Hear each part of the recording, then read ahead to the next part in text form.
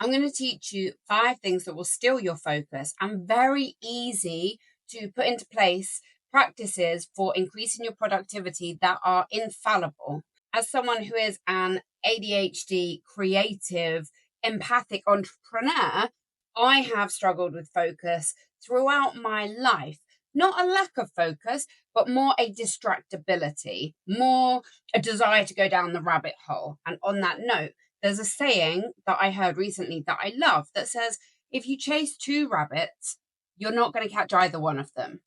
Which basically means if you are trying to focus on 2 tasks at once, you're not going to get either of them done properly. Now, we've all heard this, but in 2024, when we are more overstimulated than we have ever been in our whole lives, this stuff is very important. It's tools that we need to learn, mental tools and practical tools that we need to learn just to survive, let alone if you are running a business or you're an artist or you're ADHD or you're struggling to kind of get your life together.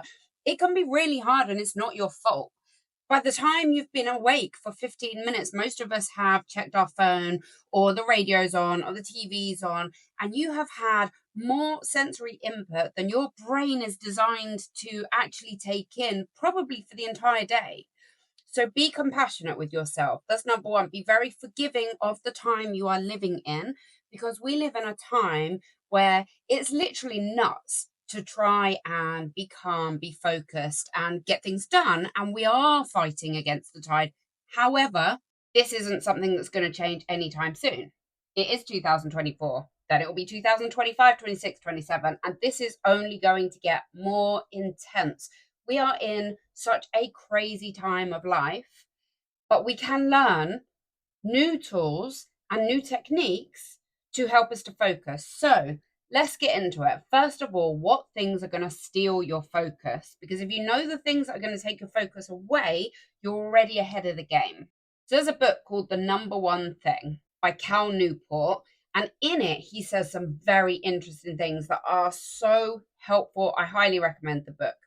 One thing he talks about is the 4 thieves of focus. Number 1 is not saying no. I talk about this all the time. Boundaries are so important on a personal level and an emotional level, but also when we're looking to focus. So if you have sat down to do a block of work, I'm not going to lie, it's easier when things get a little stressful or hard work or there's something you don't know to do. For me, I hate admin.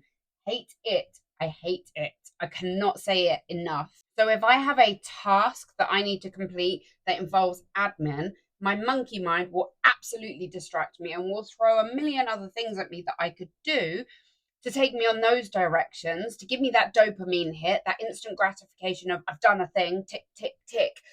But actually saying no to these things that are distracting, saying no to your impulse, your emotional impulse to take a break, to watch a movie, to go see friends is really important. Saying no to those other tasks is very, very important.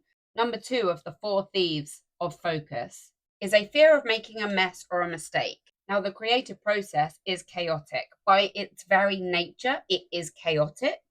So if you are building something or growing a business or you're creating content, it is going to be a difficult process to contain that in a way that comes out productively, in a way that you have planned for it to come out, but you can control it. You can contain it. You can literally build a container for your focus so that you are not distracted by the anxiety that can come from feeling overwhelmed and burnout, and that freeze feeling that comes from the sudden anxiety that you might not even recognize it as anxiety, but that feeling of just being frozen, being unable to complete the task is something that is very real. And it's something that you can learn to spot.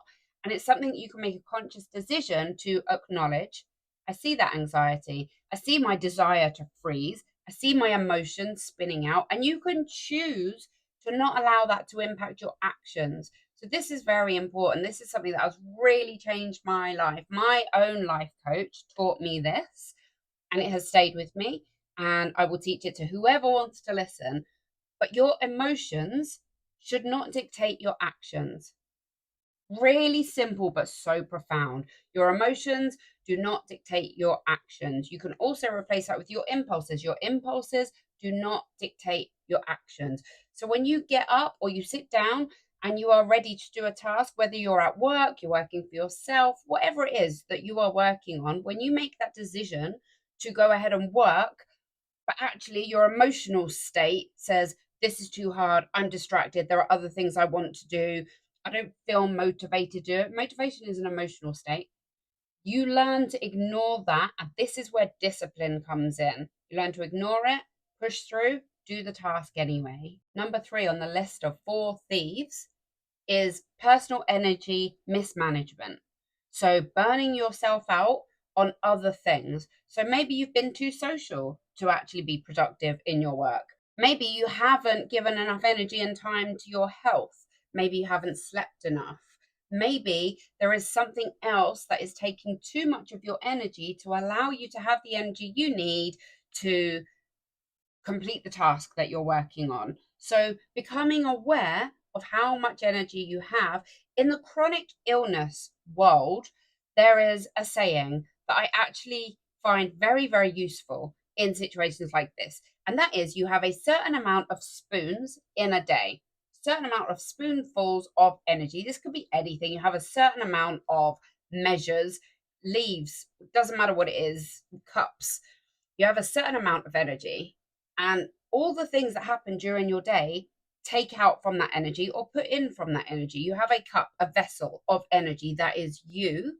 And although energy is infinite and doesn't actually fluctuate, your personal energy can be too much in the wrong direction. So if you are giving out your energy to lots of different things and you don't have enough things coming back in to top that up, you're going to find yourself in burnout. No one wants to be in burnout, and no one can work productively when they are burnt out. So become aware of the things in your life that are taking energy and learn to manage them consciously. In his book, Cal says something that I find very helpful as someone with ADHD who can focus on 10 million things at once. He says that focus is a matter of deciding the things that you are not going to do. This has been really helpful for me. So when you're sitting thinking about the 25 things that you need to get done in your business or for your boss or in your workout or in your home, whatever it is that you're working on, when you're thinking about all these things, you absolutely have to learn to prioritize. Now, if you struggle to prioritize, you can prioritize anyway. You can write down all the things you need to get done, and you can pick one of those things to work on at a time. Number 4 of the 4 thieves is not having a supportive environment. Now, you cannot always change your family support or your partner support, or maybe you live by yourself, or maybe you live in an environment that is fairly difficult to work in. This is something that you need to draw your attention to. So if part of your morning routine to be more productive is to go out to the gym, do a yoga session, go into the plunge pool, put yourself into a wonderful state of calm and focus, or your morning routine includes getting up, having a cup of tea, listening to some music, reading a book, whatever is your morning routine, if you have that set up to put you into a prime state for focus and productivity, but then you come into a workspace that is chaotic, you are undoing all the work that you've just done. So pay attention to your environment, to the things that you can control. Pay attention to how much stuff you have out. Pay attention to whether or not your environment is set up to make you feel like it's easy. Is everything you need to hand? If you're working on a practical project, have you gone through and taken out all the things that you need for that project?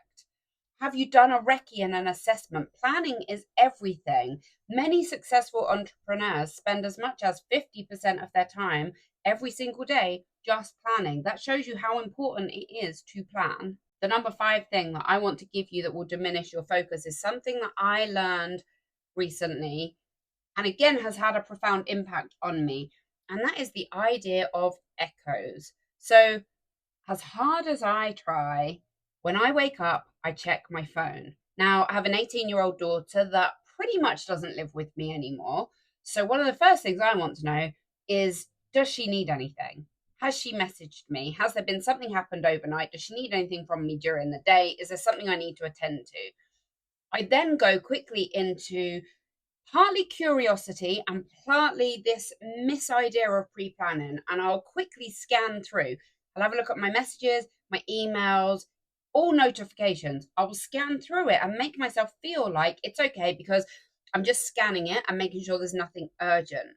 Now, 15 years ago, we didn't even have this capacity for the rest of human existence. So it is not necessary. If you don't check your phone until midday, nothing's going to happen. If you put that into place so that people understand that you're not going to be checking your phone, and you set up your system, being your day, your week, your personal system, so that you don't do that, nothing terrible is going to happen. It just isn't. If your phone broke, you would be okay. But we are all slaves to technology. Now, here's the thing that I learned that has made a massive difference. Anything that we do or interact with has an echo in our mind. So that very quick conversation that we have on the phone with our friend who calls us because maybe they need something right now, maybe they need us, they need our time. We have that conversation, or maybe we check our bank balance and we're thinking about what it is that we need to sort out financially. Doesn't matter what it is. However disciplined you are, that will have an echo going forward. You will be thinking about it. You might feel like you're being super focused on the task. Maybe you're creating something, maybe you're doing something for your boss, but that conversation will replay in your mind. That financial consideration will replay in your mind. They're echoes of things. And these echoes are very, very distracting. Even if you don't think they are, subconsciously, they are very distracting. This is why it is so important to set a time, a block of time to do your work, to do your deep work, to be focused, to not let anything else, because after an hour or so, the echoes of the other things in your life start to quieten down, they start to fade away. And this is where we get into the positive, proactive things that you can do to make your time more productive. Blocks of time are your friend. Now, a lot of people recommend blocks of time of 4 hours. And for me, sometimes that's great. Sometimes that's too much because sometimes I just get too fatigued if I'm doing something for that long. Sometimes it's not long enough. But having an idea of a block of time is very well researched. The Pomodoro method talks about this, and lots of entrepreneurs talk about the need to have a block of time that is purely for one task. And for those of us with ADHD, for the creatives among us, for the spiritually distracted among us, that's kind of tough sometimes. And this is where your discipline comes in. No one could do this for you. But here is a very practical thing that you could do that will change your productivity forever. At the end of each day, spend a bit of time and think about, write down the one thing that you need to get done the next day. One thing. It's very important that it's one thing. Now, that one thing might have 3 or 4 moving parts to it. You might need to make a phone call, then you might need to write an email, you might need to make a spreadsheet, you might need to make some content. There might maybe other things within that you can then break it down into. That's fine. That's actually very productive. But have one thing in mind before you go to bed that you are going to get done the next day. Now that gives our mind, our monkey mind that I love talking about, time to relax, time to accept the idea that tomorrow we are going to get this thing done.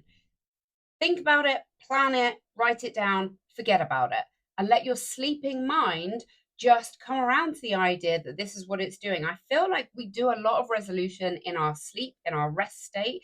And this is one thing that you can really do to help your productivity is to work on your sleep. As an insomniac for 20 years, I can tell you from experience, lack of sleep is a killer of focus. It's a killer of productivity. It's a killer of your mental health.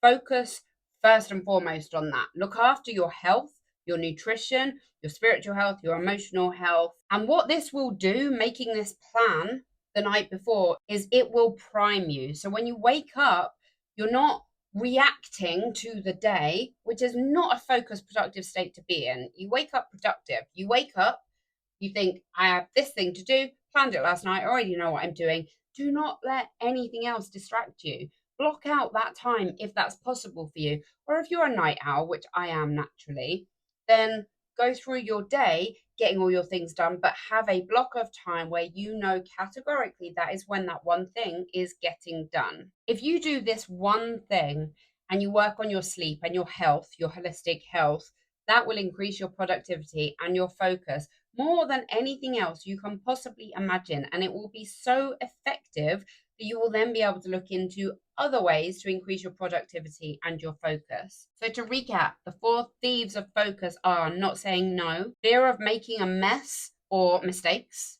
and so therefore not doing the thing, personal energy mismanagement, and a non supportive environment that can be practical as well as emotional, and echoes, allowing echoes of the rest of your life to interfere with the time you've put aside to work on a task. The number one thing you can do to reverse this and to give yourself great focus and great productivity is plan your next day's task the night before. Give your brain time to get used to the idea and work on your sleep. Hand in hand, you make a plan, you get good sleep, you wake up, you do the thing, you execute without being reactive to whatever it is that's come up for you in the morning. These are all things that have helped me massively. If you feel like you have other things to share, let's share them. Let's be a community, share these things. And remember, if you try to chase two rabbits, you're not going to catch either of them. As always, have the best day.